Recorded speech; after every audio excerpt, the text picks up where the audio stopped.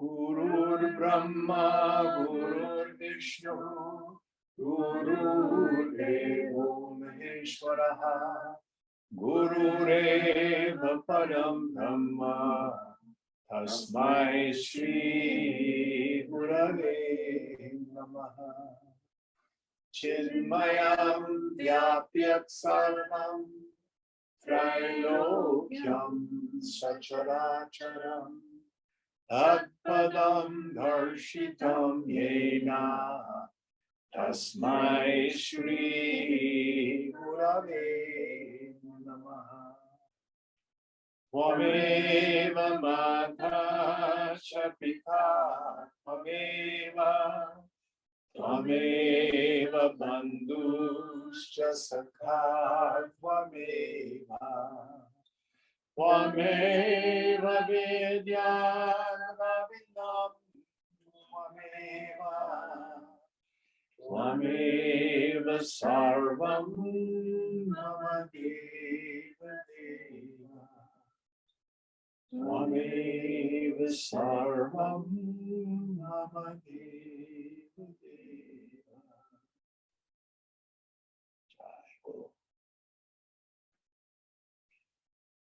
Om Sahana Bhavatu Sahana Bhunaktu Sahaviryam Karavavahai Tejasvinavadhitamastu ma Vidvishavahai. Om Shanti Shanti Shanti. Well, welcome everyone to our first class in Ashtavakra Gita. Ashta means 8. So Ashtavakra means he had 8 curves. So we suspect that he had some congenital deformity of some sort. In some of the drawings you'll see him kind of all crippled up and stuff like that. Spina bifida, whatever. So he's a young sage who's in dialogue with King Janaka. And this story of the dialogue between Ashtavakra and King Janaka occurs in many scriptures. Sometimes Ashtavakra is the guru, sometimes Janaka is the guru. So we'll see how this particular text presents the dialogue. I have no idea how old it is. I'm pretty sure it's post-Buddhist, but it is very simple and very clearly the highest non-dual Vedanta. It's a very advanced text. It is not appropriate for everyone. It's perfectly fine to be exposed to it, but that doesn't necessarily mean it's right for you. And the beauty of the tradition is we have texts and we have practices no matter where we are in our journey of unfoldment. So let me situate it pedagogically where it belongs. We have texts and practices that are specifically aimed for people who are completely identified with their bodies. This is the grossest form of mind. Energy work, asana, pranayama, doing mantras, doing kriyas of moving things around, visualization, stuff like that. All of it presupposes who I am as my body. Or maybe my body may be a little bit of an energetic body. No problem. We have mantras and rituals for you to become wealthy, to have boy children, to get a husband. all of this presupposes I am completely extroverted into the world and I'm identified with my body. No blame. We don't get to choose this. You know, we have the karma that we have. The next level is for those who have become largely identified with the subtle body, the mind and the intellect. Their interest is in purifying the inner equipment. And we have all sorts of things that we can do. The yamas, niyamas from Raja Yoga are ways to take up how, purity. This is, of course, internal purity. Is he recorded? We're recording, yes. Truthfulness. What are some of the yamas, niyamas? I'm going brain dead for a moment. Non-grasping. Non-grasping. Non-violence. Non-violence. They're behavioral, but they start to deal with our attitudes in the world. And of course, probably the clearest exposition of all this is when we become adhikari, a fit student. This is also from scripture. It's very clearly articulated by Shankara in Viveka Chudamani and Atmabodha. Who can tell me what the 4 qualifications of a fit student are? Viveka. What's Viveka mean? Discrimination. Firm conviction in the intellect that Brahman alone is real and the phenomenal world is mithya, unreal, is known as discrimination. Second one? Vairagya. Vairagya is detachment or dispassion. That desire, doesn't mean we achieve it overnight, to give up attachment to all enjoyments, and this also means aversions, gained through the senses, all of them. And that desire to give up all identification with any form of self, starting with the body up to and including the form of Brahma, the creator, meaning I'm a powerful person. Number 3.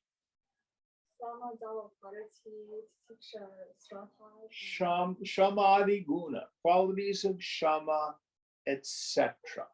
These are qualities of learning how to intensely introvert the mind. Swamiji used to call tuning up.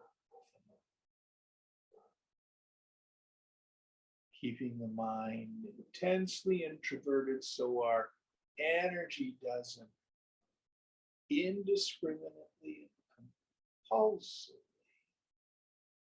extrovert into the world. 4th one, the burning desire for liberation. Mumukshutva has a reduplicated root, very powerful. So someone who has that is called mumukshu.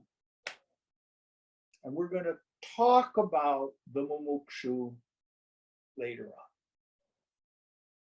So once we've developed to some degree these qualifications of a fit student, our minds are becoming more subtle. And we're ready to take up the next fundamental practice, which we talked about as the first qualification, discrimination. So many of our scriptures emphasize discrimination between the self and the not self, between the subject and all the objects. I'm not the body, I'm not the prana, I'm not the feelings, I'm not the thoughts, I'm not even the ignorance of deep sleep. Who am I? I'm the witness. I'm the witnessing consciousness.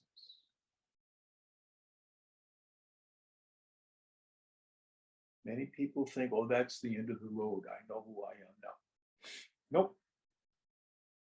Next step, to see the self in and through all the objects of the world. Here we again have other scriptures that we take up. Right now we're dealing with two of them that emphasize that. Monday night's Essence of Yoga Vasishta, Thursday night dealing with Tripura Rahasya. Many of you have studied Mandukya Upanishad, that deals with it. What is this world? Well, we lie. There is no not self. What we've been calling the not self is the self. Sarvam Kalvidam Brahma, Chandogya thunders. All this, Sarvamidam, Kalu, verily, is consciousness, it's Brahman. That the world is like a hologram.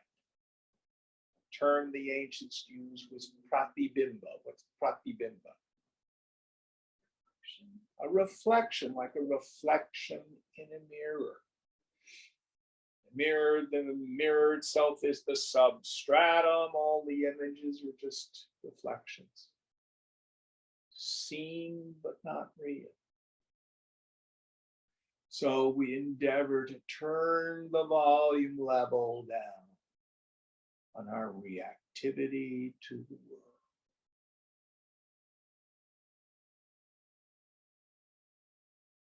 It's just images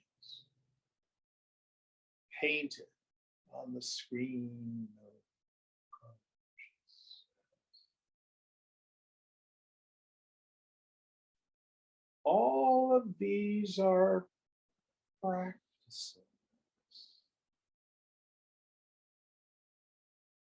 Now, if we're becoming rooted in this image that's used that I love, if you go to the smashan, the cremation ground, where the corpses are being cremated, what we're doing is cremating the corpse of our ego. And the people who tend the cremation fires will use a stick to continue to stir the pyre. Make sure that you don't have grandma's arm that doesn't get roasted. Burn everything.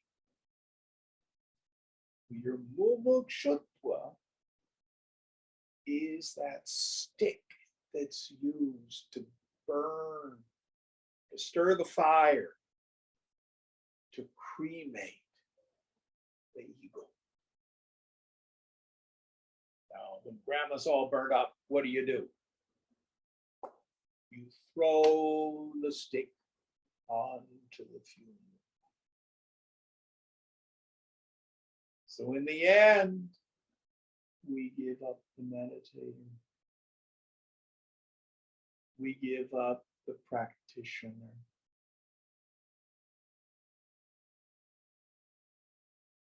Only the self remains. This text is about giving up the mumukshu. Essential. And there will be useful techniques. But let's not be arrogant. Way back. If we're still working on being adhikari, and we come upon a shloka that says, oh, why am I meditating? My foolish mind, it's all unreal. Give it up. Oh, okay, I'm going to give up meditating. Then we do nothing but rationalize our suffering. So many of, I think they call them the neo-Advaitins. Has anybody heard that term? Mm-hmm. And what they do is what they say is true. But if you get to the point where there's no practice, there's no scripture, there's no reality in the world, there's nothing out there, the guru isn't real, the shishya isn't real, the scripture isn't real, the practice isn't real, and you are not yet retired into the sun, then your boss says something unkind and you react and you go, oh, well, it really doesn't matter because it's not real.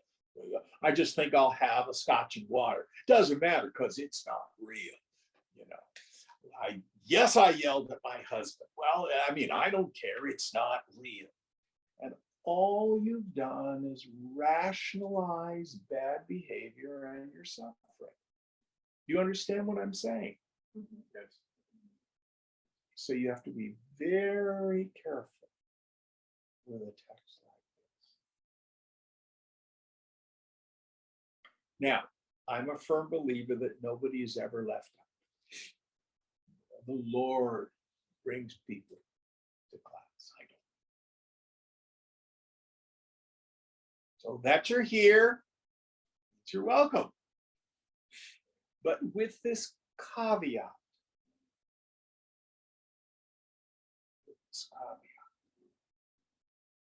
you need to decide where you are in your own side. And everything the scripture says is ultimately the truth. That's where we're headed. That's where we're headed. Any thoughts on this?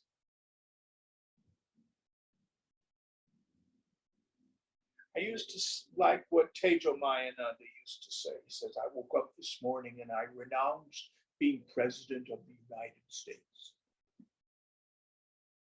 And he said, that's foolishness. I was never president.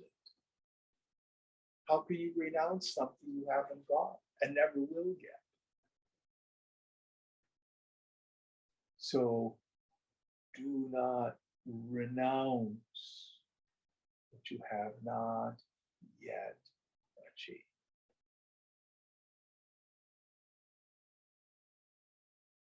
All right, let's get into our text. Aditi, you want to start us out? Is there, I don't know, can't remember if there's some introductory material that's useful. Yeah, there's a general introduction. Among the world's classical works on contemplative experiences, Ashtavakra Gita, which is sometimes called Ashtavakra Samhita, is a unique textbook. It systematically deals with the mystical experiences of an individual in his flight to the transcendental peace and bliss. It has been said that the thoughts of this Gita are compatible with the dialogues of Plato and the Bhagavad Gita, all of them truthfully record the universal insight and spiritual experiences which a seeker gathers during moments of his intense meditation. As in Bhagavad Gita, here in Ashtavakra Gita also, we find the subtle philosophical truths expounded in the form of a lucid dialogue between the king seer, Rajrishi Janaka, the disciple, and Ashtavakra, the teacher. Ashtavakra Gita, also known as Ashtavakra Samhita, is a short treatise on Advaita Vedanta in the style followed in Upanishads, meaning in the form of a dialogue between Ashtavakra, the guru, and his disciple, the king seer Janaka. This fascinating legend is vividly described in the epic Mahabharata, where Maharshi Lomasha narrates it to Dharmaputra Yudhishthira, the eldest of the Pandav princes. In general introduction and later in the commentary, it is repeatedly emphasized that Ashtavakra Gita is meant only for those advanced sadhakas who have purified their minds through sadhana and are engaged in meditation. To such committed students alone would this book show light and be a true guide. To the unprepared, immature students, The subtle thoughts contained in this Gita can be explosively dangerous and result in erasing their faith entirely from the higher reality. Ashtavakra in Sanskrit means Ashta, meaning 8, and Vakra is crooked or curved, with 8 crooked limbs. How he was cursed by his father while still in his mother's womb has been explained. In Mahabharata, the legend of Ashtavakra is fascinating and vivid. When Ashtavakra was in the womb of Sujata, his mother, his father, Kahor, a mighty student of the Vedas, used to read aloud the sacred mandalas each day late into the nights. The unborn genius, even from the womb, learnt the texts, and one day, the child from the womb suddenly cried out, "Tut tut, Father, through your grace, I have already learned all the Vedas, even while I am in my mother's womb. But I am sorry to say that you often make mistakes in your recitation."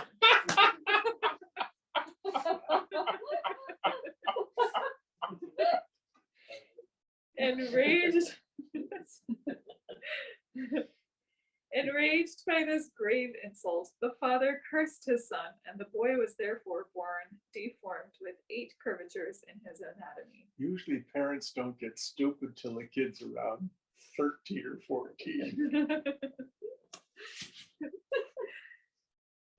As a result of the curse, he developed 8 deformities like hunched back, hump, knock knees, bowed legs, flat-footed, and was therefore named Ashtavakra. The learned Kahor, pressed by his poverty, made a pilgrimage to King Janaka's court to beg for some royal patronage. There, he got defeated in an intellectual duel with Sri Bandi, the court philosopher of Janaka. The victorious Bandi employed the defeated Brahmana in the service of his father Varuna. Years rolled by, and the family had no news of the whereabouts of the revered Brahmana Kahor.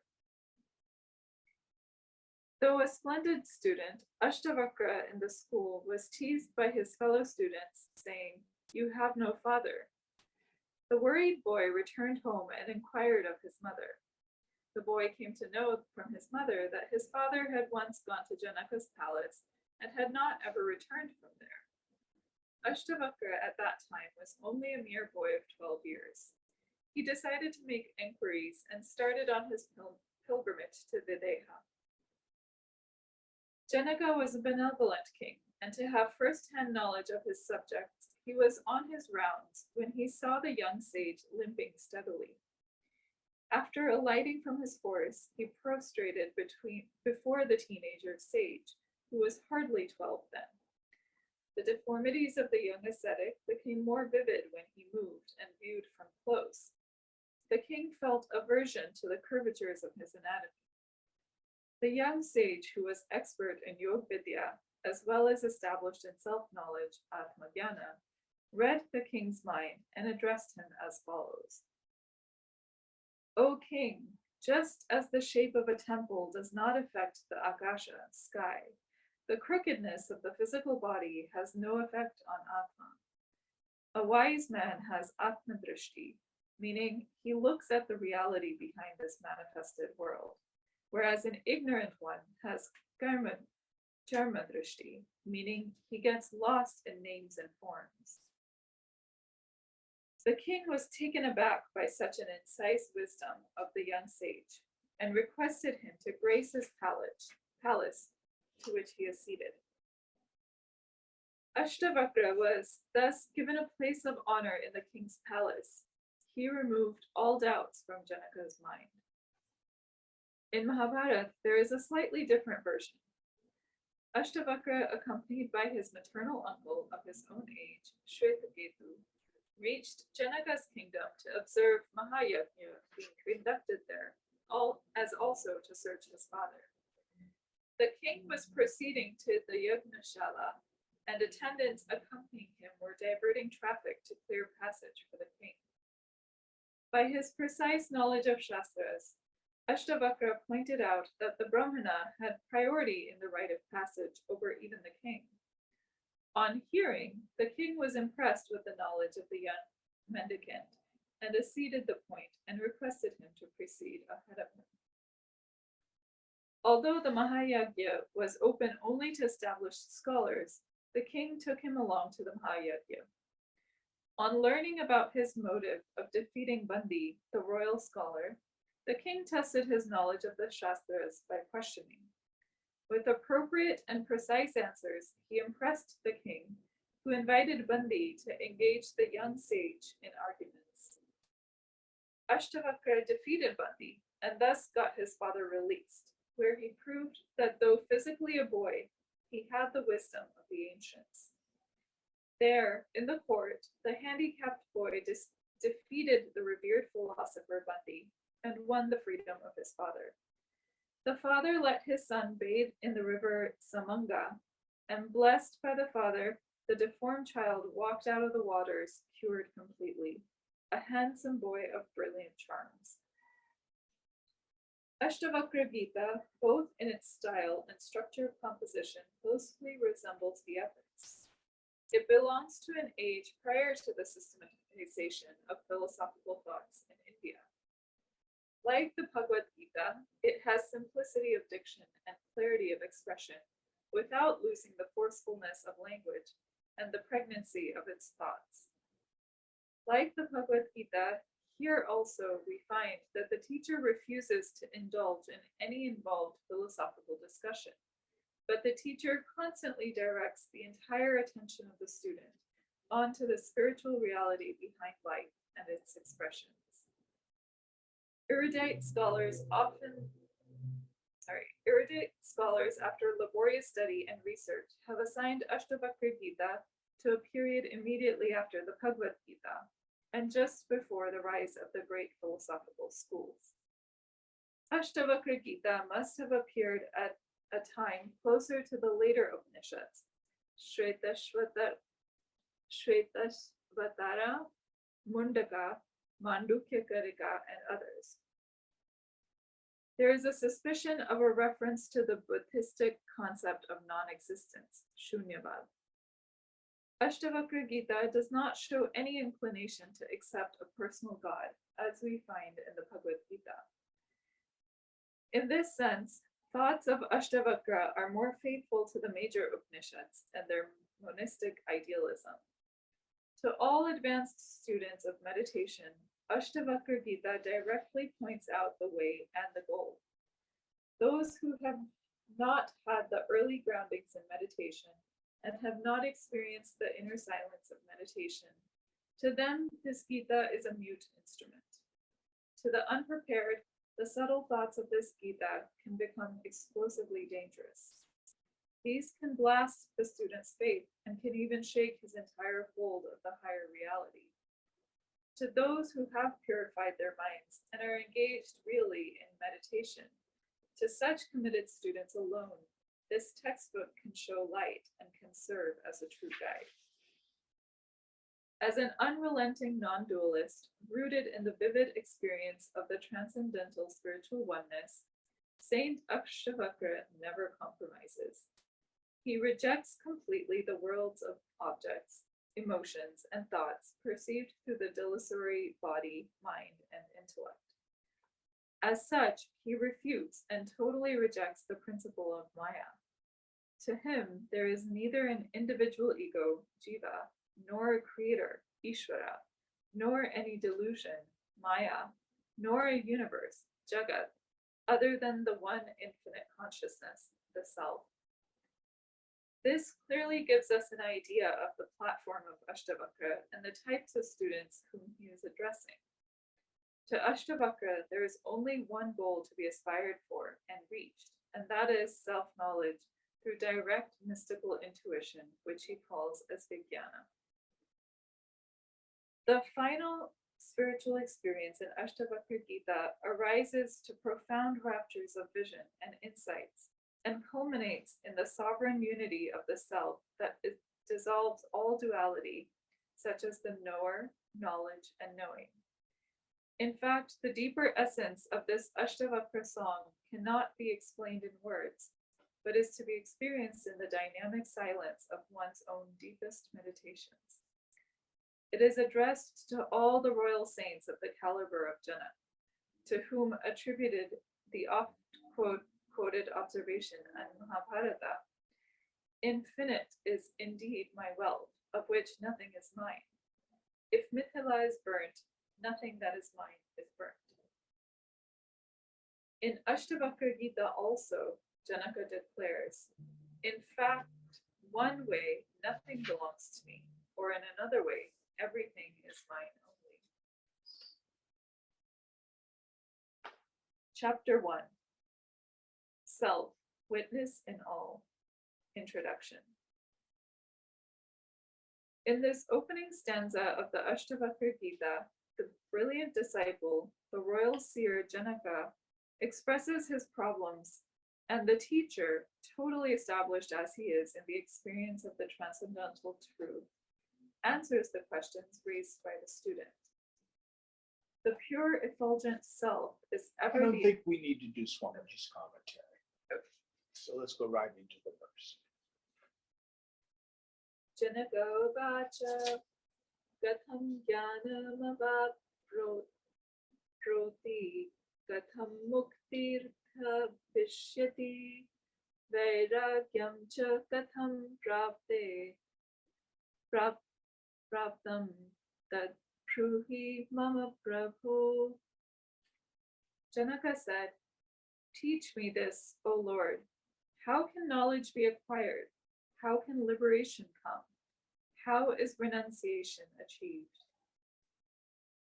So he starts off, these are the questions. What is the knowledge to be acquired? What is it that which is to be known? What is it that can free a human being? And it's been held up as a virtue in India for thousands of years. How does one achieve a useful and meaningful renunciation? Here we don't mean someone whose ego is identified with how miserably they live.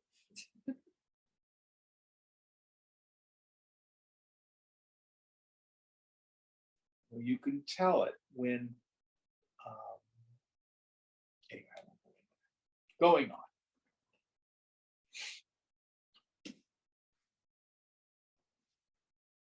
Ashtavakra I think it's Ashtavakra, isn't it? Oh, yes. Ashtavakra vacha mukti mitchasi chetat vishayana vishabteja kshamarja vadayatosha satyam piyusha bhavtaja. If you aspire for liberation, my child, reject the objects of the senses as poison and seek forgiveness, straightforwardness, kindness, cheerfulness, and truth as nectar.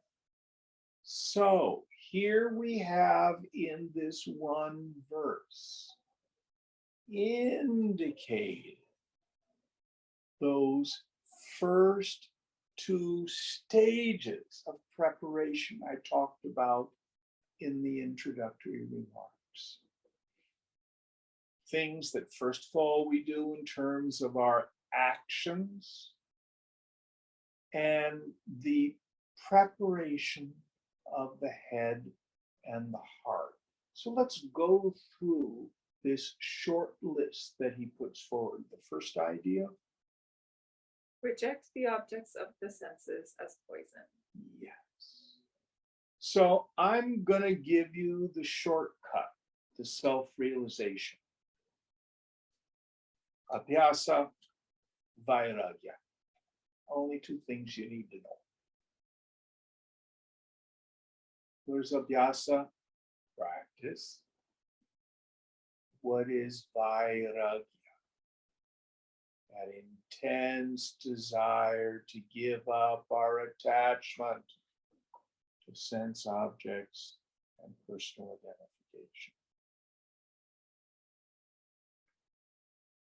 in the end, that's what it boils down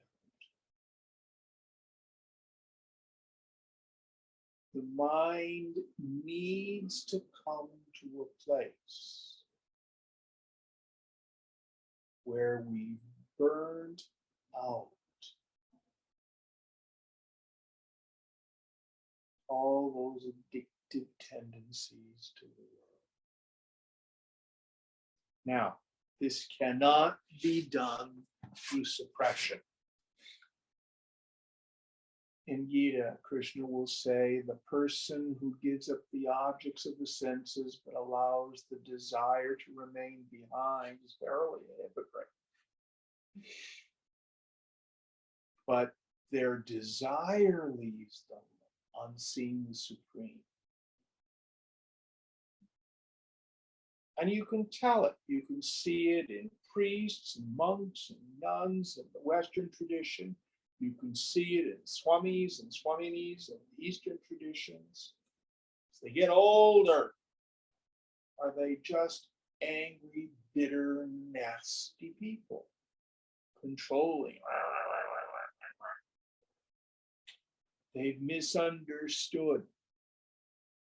They had thought that if I suppress, deny, get rid of all the objects, somehow that'll give me freedom.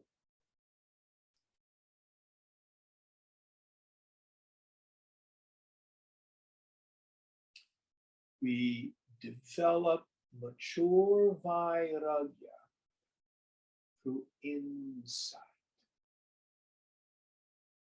So going back to Shankara, Vivekachudamani, when he discusses Shama, one of those qualities of learning how to introvert your mind, he says, being able to keep the mind intensely introverted, where it's not gushing out to the objects of the senses.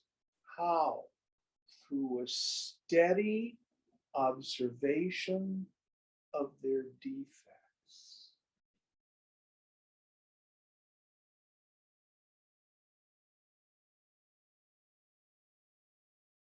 So how do we do this? The simplest thing. I was talking with a person this past week. They're in the throes of a tormenting and torrential breakup. Of course, I say, is this the first time you felt this way?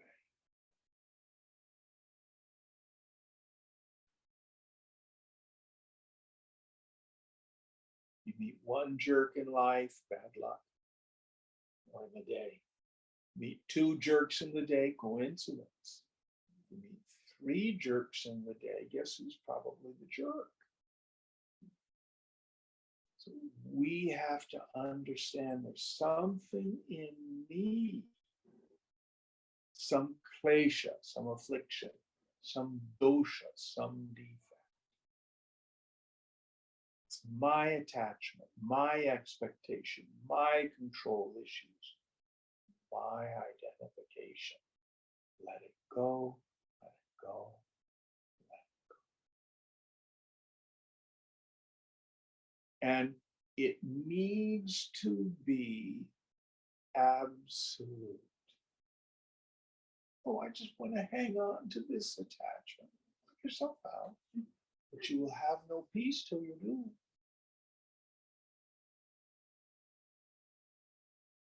All of it has to go through insight. What's our insight? We start with the fundamental, finite and temporary nature of all objects, all relationships, all circumstances. I was talking with another friend that works in biotech. Out of the blue, he and his whole department gets laid off, 2 weeks notice. They're doing a, what do they call it, a reorg? Saving money. He's higher paid, they're getting lower paid techs to do the work. Happens. Nothing is permanent.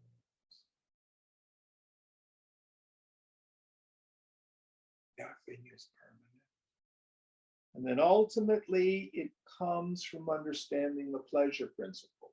When desire and object of desire become one, for a moment, my mind stops. The pleasure is not in the person, place, thing, or situation. Pleasure is my self-nature.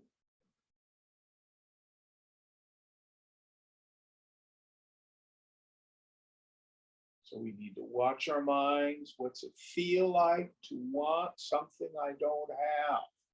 It hurts. Watch it. Watch it. Don't be unconscious. And then when you do get an object of desire, own your ananda. It's your taste of yourself.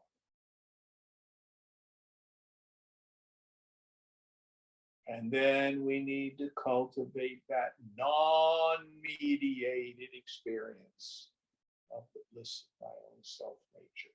The more I can let go of the world, the more peace, happiness, contentment I have. So we need absolute renunciation, but it's accomplished through insight, not willpower. Any thoughts on this before we go on?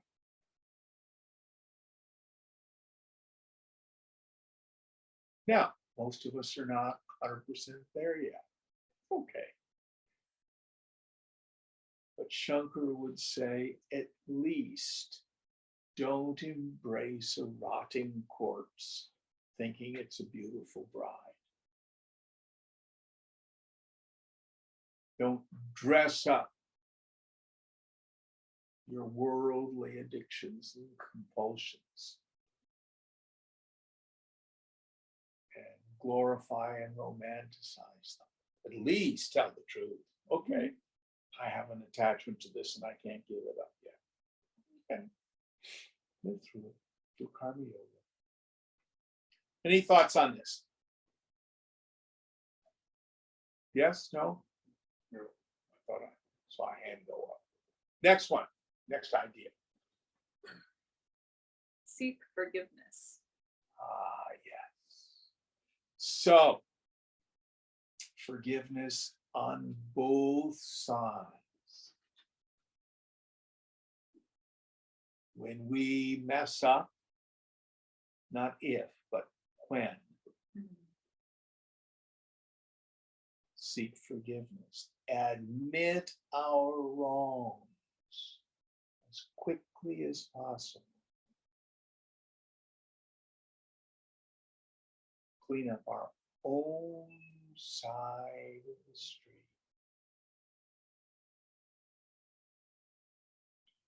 Someone has wronged us. How do we get to forgiveness? There's the old slogan, you spot it, you got it. One finger pointing at the other person, there's three more pointing back at you. Chances are, if someone's behavior has annoyed us, or hurt us, or offended us, we probably have the same character defect, the same klesha, the same dosha. Look to our own behavior. When I've behaved in a similar way, why have I done it? And if you're like the rest of the human race, when I behave badly, it's because I'm hurt or frightened. You know what it's like to feel hurt and frightened. So we have a sense of understanding the motivation of the people who have hurt and harmed us. And from that compassion, feeling with another person, we can begin to forgive.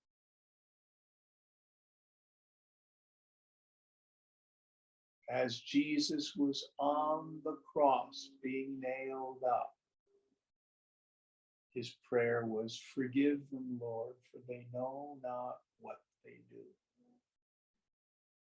It's a really good prayer. Oh. What about teaching someone a lesson? Hebrew scriptures say, "Vengeance is mine, saith the Lord." Leave that to God.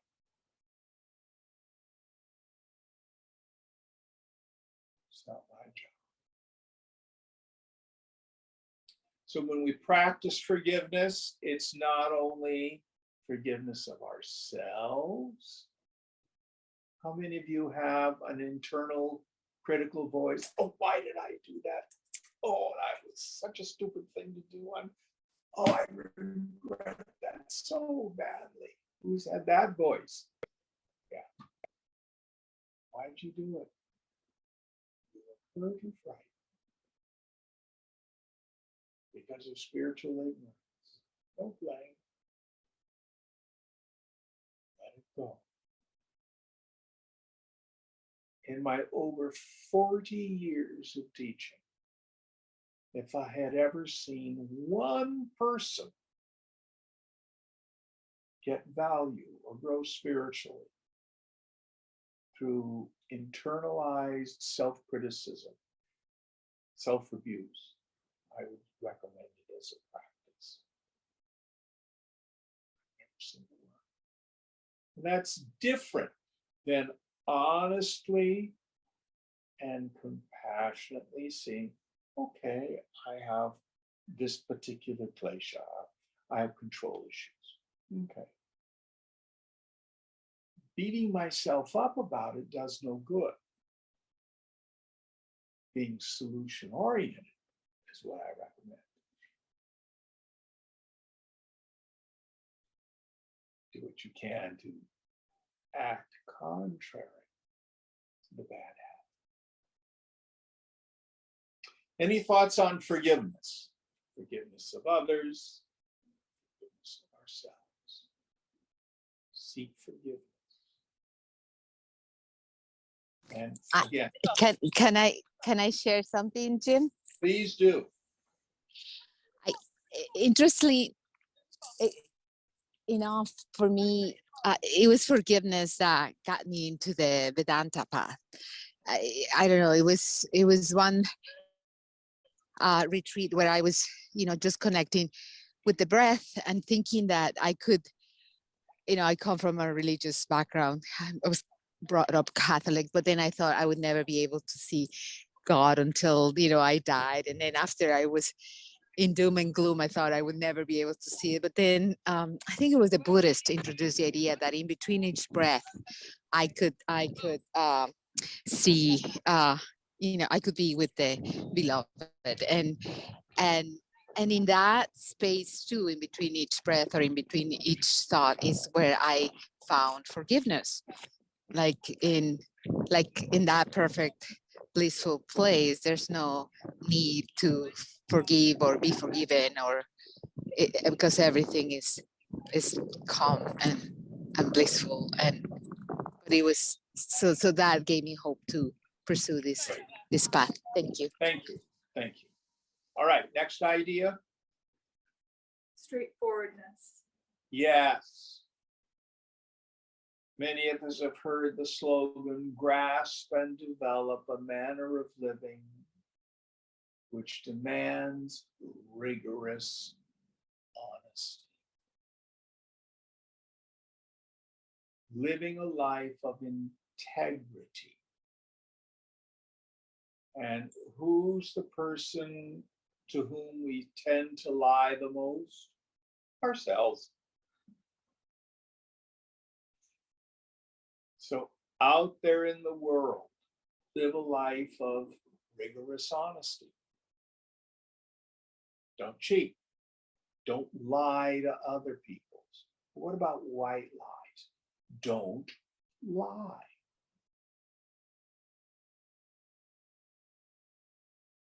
Now, There are some particular classes in India for whom fibbing is a cultural norm to save face.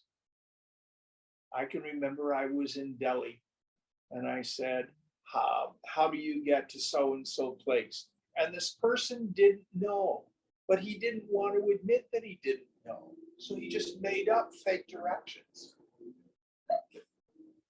It's very Indian.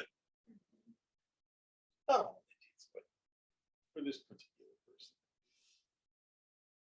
Not what we do as yogis. Sometimes you just don't want to get into it with family or other people like that, so you lie. Don't lie. Doesn't mean you have to have compulsive disclosure. That's different. What's the Buddhist right speech? Is it kind? Is it truthful? Is it necessary? Is it timely? Silence can be a great help. And where do we tend to lie? Where it's most injurious? We lie to ourselves.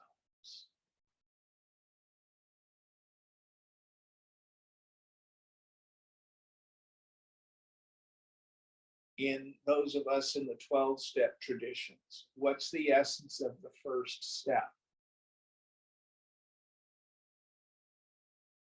I admitted I was powerless over fill in the blank. We had no hope of recovering from drugs or alcohol or food abuse or gambling, whatever it is, until we admit we have the problem. So that's the most important kind of honesty, straightforwardness. Any thoughts on this?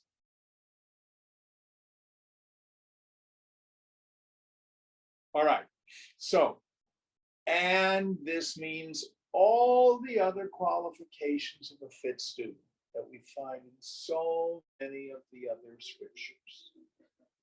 Yamas and niyamas, the four that we find in Viveka Chudamani, etc. All of those are indicated. So what this verse says is the preparation for taking on these flights to the infinite is having a sattvic mind that's clear. Any thoughts on this before we go on? Next verse.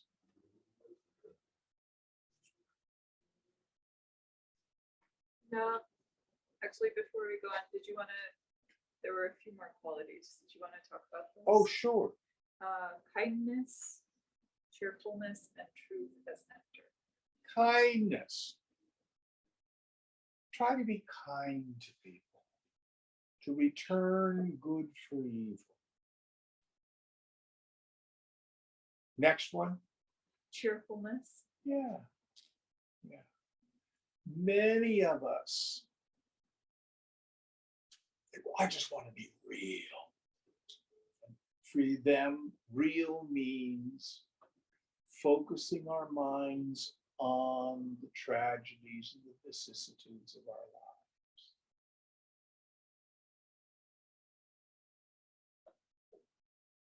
Doesn't really change anything. I mean, there's kind of a psychological thing. Oh, Jim, I just want to vent.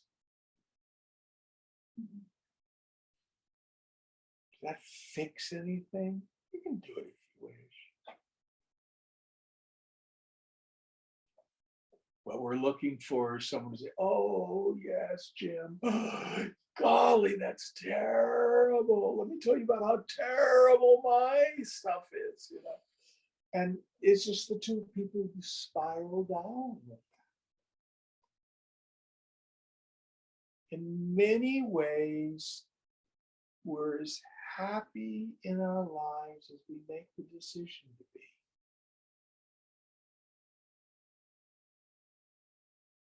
You know, practice cheerfulness.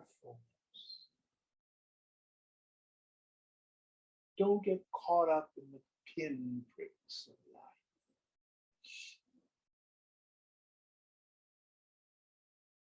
I heard the funniest thing the other day. This gal, it was a reporter, a friend of hers. She just said, when she'd be like walking down the street, she'd see somebody grumpy. She'd say, pardon me, ma'am, you dropped your smile. I just love that.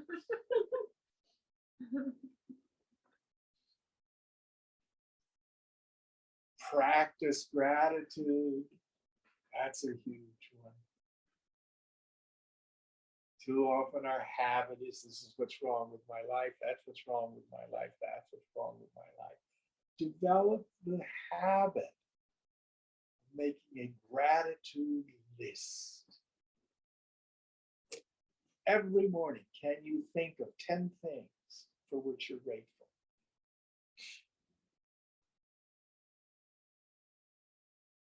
Shifts our attitude. Next idea.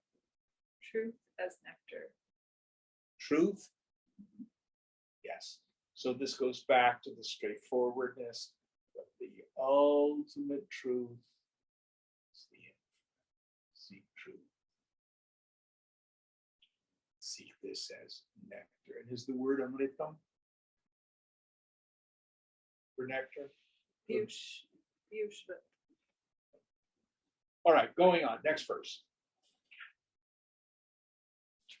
Na prithvi na jalam na vayurtho na bhavan esham sakshira matmanam chitrupam vidhi mukte. You are neither earth, nor water, nor fire, nor air, nor space. In order to attain freedom, know the self as the witness of all these, the embodiment of pure consciousness itself. So in this one verse, the entire practice of Drishya Viveka is implied. Remember, we talked about the pedagogical journey. So here we are when we begin this subject-object discrimination. So we started with the tanmatras, earth, air, fire, water, and space. I used to have a lot of trouble with this because earth is not an element. Oxygen is an element. Space is not an element. Helium is an element. Fire is not an element. Copper is an element. My understanding of 7th grade chemistry is how I know these things. But the tanmatras, these 5 elements, are all wrapped up with Vedanta, the Vedantic view of perception. So earth is something's smellability, because when you till the soil in an agrarian culture, you get the rich fragrance of the loam. Air is something's touchability. You can feel the air on your skin. Fire is something's seeability. Water is something's tasteability. And sound occurs in space.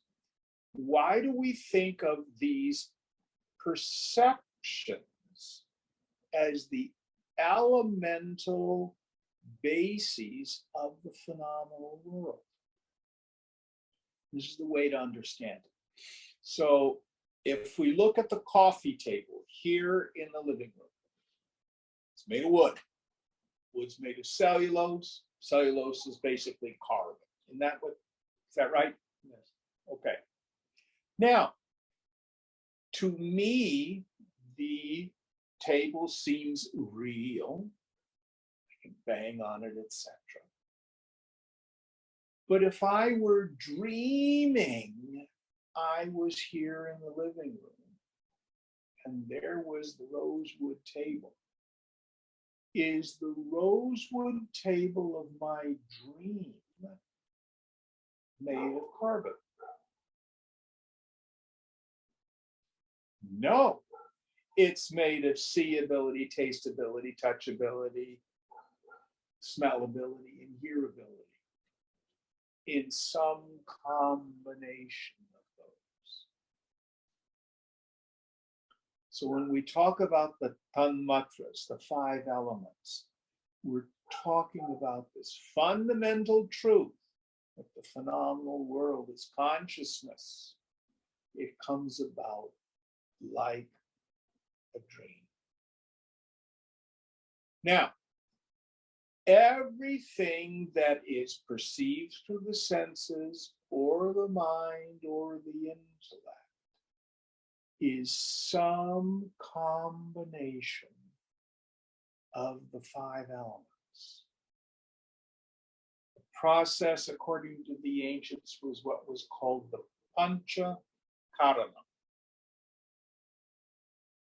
5-fold causation, literally. So it's the 5-fold division and subsequent recombination of all these. These 5 tanmatras, they split. And then they recombine. So a little bit of earth combines with air, combines with, meaning seeability, combines with touchability and hearability, all these various mutations in a subtle form, thoughts and feelings, the dream state, and a more grossified form, the phenomenon. So what does this mean? These tanmatras, this prakriti, this nature, this stuff of the mind is all knowable.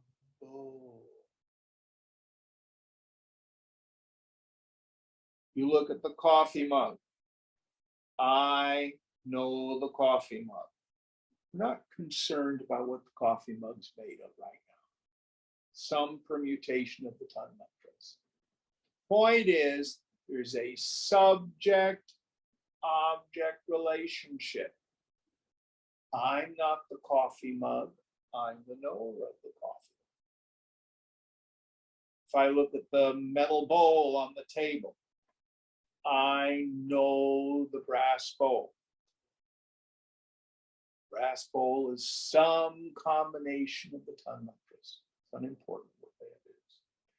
But it is an object of cognition. So here this verse says, I am ever the witness, the knower. I'm not an object. This also means my body. I am not the body. It means I'm not energy. I'm not the panchavayu, the 5 subtle airs of the prana. It means I'm not an emotion. It means I'm not a thought. Not even the darkness of ignorance. All of those are permutations of 5 sublevels. Everything in the phenomenal world, in the body, mind, intellect, is all anatma, not self, in the purest, or in this description. What am I? I am the witness. So here's implied the practice. Simplified form, koham, the great practice that Ramana Maharshi has given us. As you're moving through the day, think. I see the cloud. To whom did this occur? To me. Who am I? Keep turning the attention back. I'm the witness. I hear the traffic. Who hears it? I hear it. Who am I? I'm the witness of the traffic. Oh, I'm so angry. It's so and so. To whom did this occur? To me. I'm not the anger. I'm the knower of the anger. Oh, I love ice cream. To whom did that occur? To me. The knower of that desire. Over and over and over again. Disengage from our habituated identification.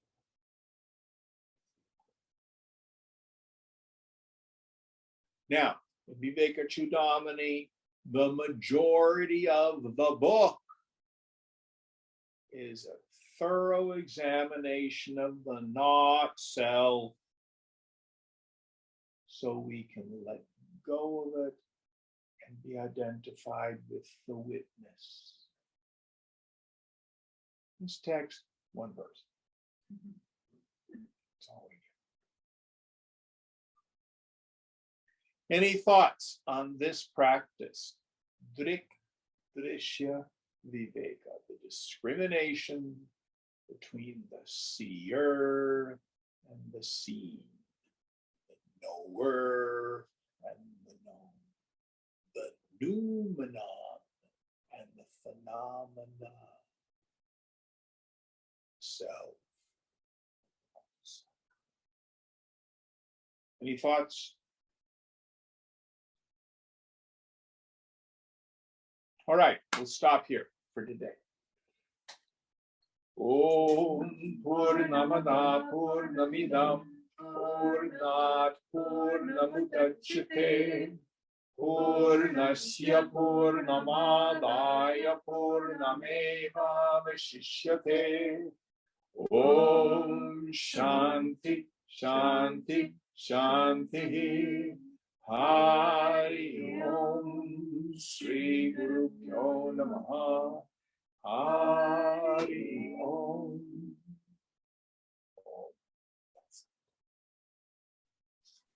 Thank you, Jim. Thank you all. Thank you, Aditi. Thank you all. We have, I think, 3 or 4 books left. 2. 2 left. So we Oh, I have, want one.